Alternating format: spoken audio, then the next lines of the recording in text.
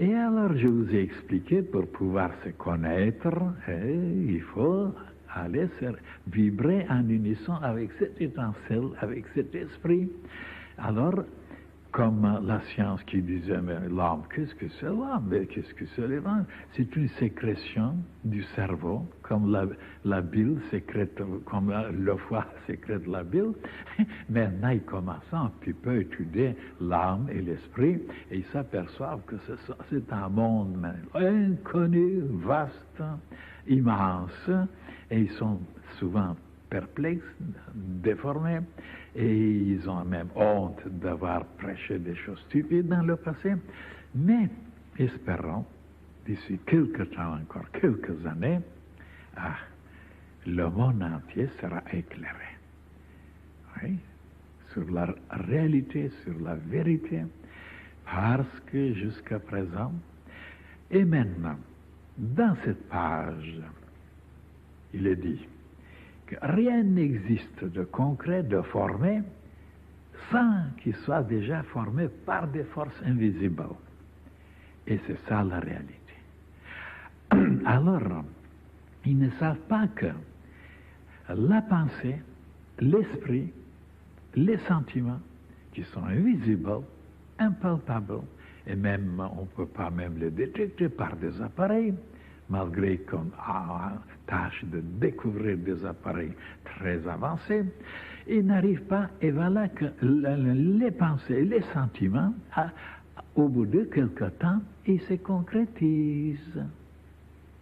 Voilà, ils sont d'une matière très subtile, mais quand on continue à s'arrêter sur les mêmes idées, sur les mêmes pensées, sur les mêmes désirs, il attire des éléments de l'espace, il se colle des éléments et un beau jour, la pensée devient visible, concrète.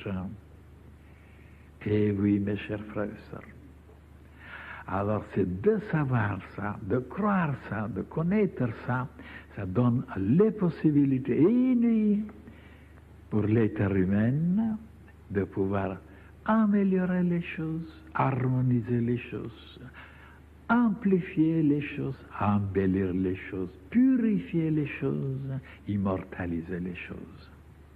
Et comme les humains ne savent pas que les pensées et les sentiments sont tellement puissants, tellement forts, qu'ils, s'ils ne sont pas harmonieux, s'ils ne sont pas lumineux, s'ils ne sont pas divins, s'ils ne sont pas désintéressés, alors ils perturbent, ils dérangent, ils mettent des ordres dans l'organisme, ils touchent les organes, et les organes deviennent de plus en plus perturbés, maladifs, désaxés, déséquilibrés, et les humains ne savent pas ça, que les maladies, les désordres, les malheurs, les souffrances sont dus à des pensées, des sentiments, des désirs et des choses qui ne sont pas tout à fait harmonieuses, divines et sublimes. Quand ils comprendront ça un jour, ils prendront des mesures et tout sera bien, tout sera rétabli. Mais cette ignorance amène vers la catastrophe et de plus en plus de nouvelles maladies apparaîtront parce que les humains deviennent de plus en plus violents,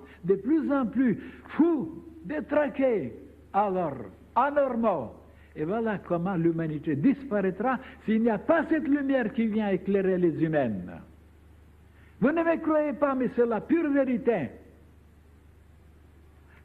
Alors, pour améliorer maintenant tout, il ne faut plus continuer à nourrir des choses, bracadram, des choses dégoûtantes, des choses égoïstes, des choses cruelles, et sales.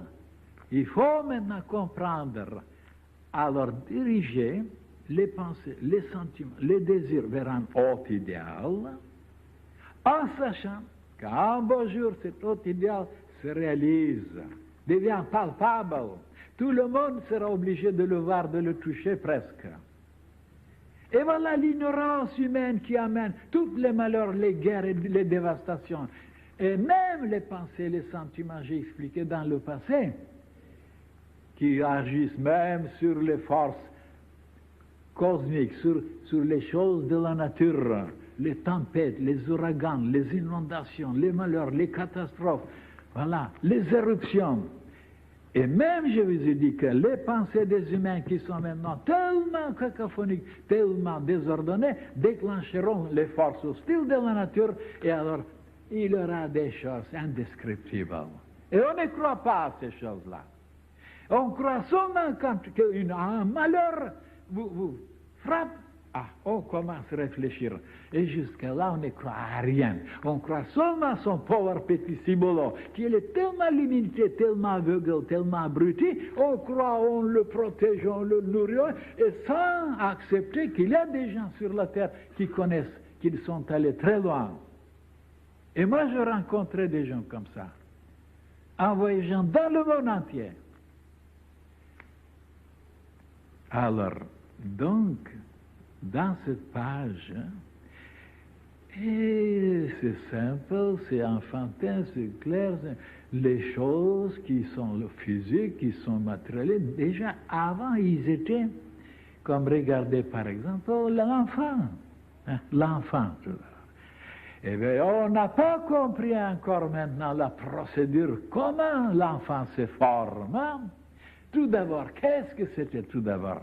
Ben, c'était une pensée. C'était une pensée tout d'abord, l'enfant, un désir. Et après, c'est devenu un liquide, c'est condensé, et après, c'est devenu un hétérololo avec des jambes, avec des bras. Et comment ça se fait tout ça? Exactement d'après les lois que les initiés nous expliquent. Et comme je vous ai même montré, pour le raisin là, et la science ne s'est jamais penchée là-dessus, un grappe de raisin, il y a des pépins en dedans. Et comment ils sont entrés, ces pépins en dedans?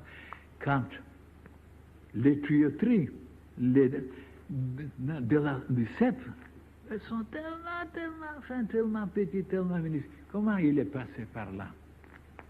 Oui. Eh bien, alors, si on s'arrête sur ces choses-là, ce sont des clés qui nous permettront de comprendre des choses inouïes dans la nature. Eh bien, on ne s'arrête pas sur ces choses-là. Et voilà comment l'arbre, la plante, est intelligent. Tout d'abord, pour faire passer, et c'est qu'elles ne passeront pas s'ils ne sont pas dans un état éthérique tout d'abord. Et après, aérien, et après il les condense en liquide, et après il les durcit déjà en dedans. Comme je vous ai dit pour l'escargot, comment il fait sa carapace? Eh bien, tout est comme ça dans la vie, dans la nature.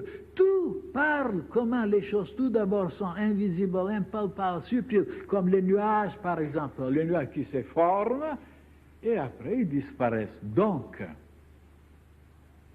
tout d'abord, ce qui est impalpable, qui est la réalité, et après, ça se condense. Voilà, l'escargot nous révèle ça. Et les savants ne sont pas arrêtés sur les escargots, ils les mangent. De savoir que l'escargot nous révèle comment nous sommes formés, comment nous sommes condensés. Tout d'abord, eh bien, il nous explique. Je vous ai révélé ça. Tout d'abord, cette carapace qui est si dure, comment il l'a formée tout d'abord? Elle n'était pas dure tout d'abord. Alors, mes chers frères et sœurs, il n'y a pas de contradiction de ce que je vous révèle. C'est basé sur le livre de la nature vivante. Tout est inscrit dans ce livre-là. Et les humains ne savent pas le lire. Et quand je leur dis un jour, vous ne savez ni lire, ni écrire, et ils sont vexés. Parce qu'ils ont passé des universités, ils ont des diplômes. Hein? Alors ils savent lire, bien sûr, les journaux, quelques livres, et écrire. Alors là, ils écrivent. Bon. Je leur dis non, vous ne savez pas ni lire ni écrire. Et voilà la preuve.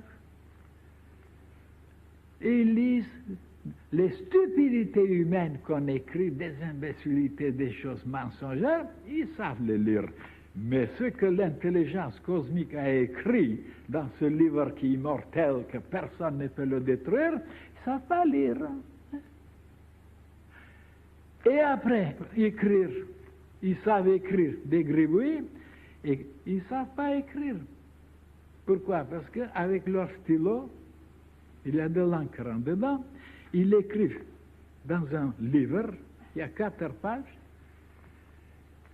et voilà un monstre qui est sorti. Il ne savait pas écrire. Hein? Ah, alors ça va loin cette affaire-là.